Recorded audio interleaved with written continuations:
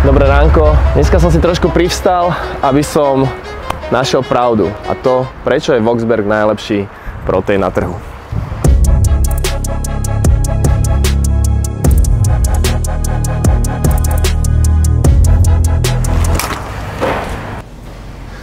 Ak chcem poznať odpoveď na otázky, prečo je Voxberg najlepší proteín, musím ísť za jeho otcom. Čauko. Ahoj.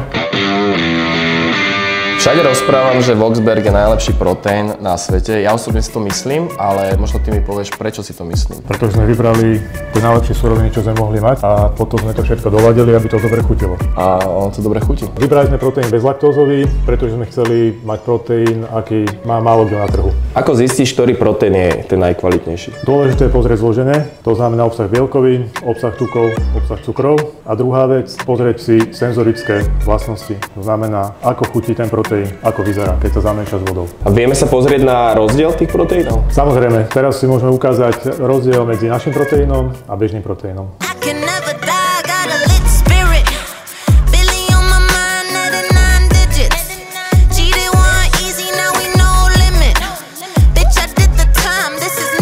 Takto vyzerá Voxberg a takto nevyzerá Voxberg.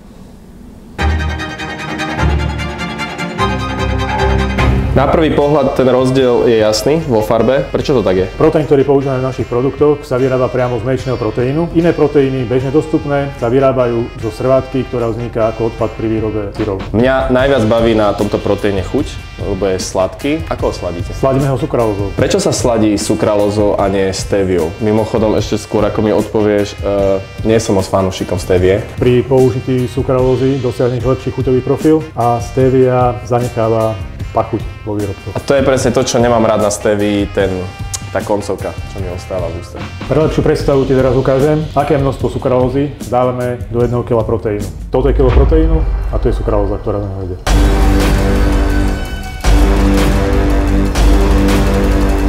Na kilo proteínu to osladíte takýmto malým množstvom, áno? Áno. Wow. Do toho by som nechcel padnúť. Toľko to sukralózy potrebuješ, ak chceš osladiť svoju frajerku. Posypeš ju.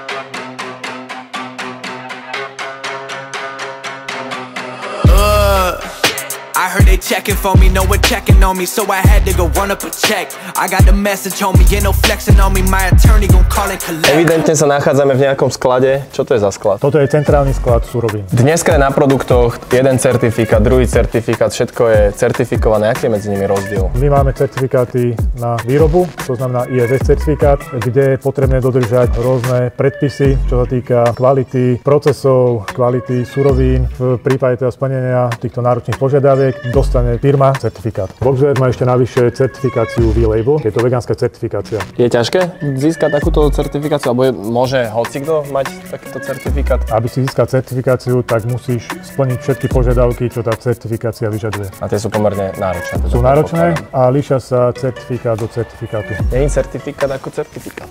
Takže ty máš aký certifikát? Ja som certifikovaný Vietnamec Slovak. Že na mňa moc informácií. Poďme niečo vyrábať.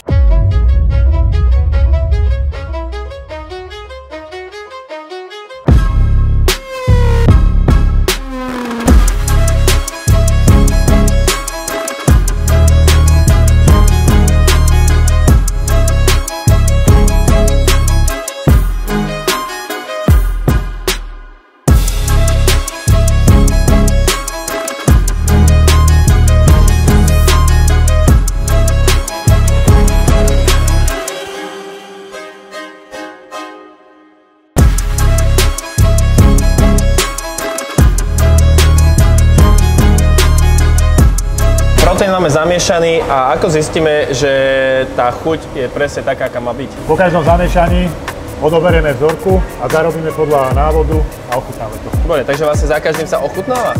Áno. Tak to niekto je riadne nabitý, to takto pracuje. Treba si pozrieť farbu, či to je dobré, jak sa to rozpúšťa, vidíš, nie sú tam žiadne prúdky, takže je to dobré. Pre niekoho, kto má rád proteín, môže byť práca snov, ochutnávač proteínu.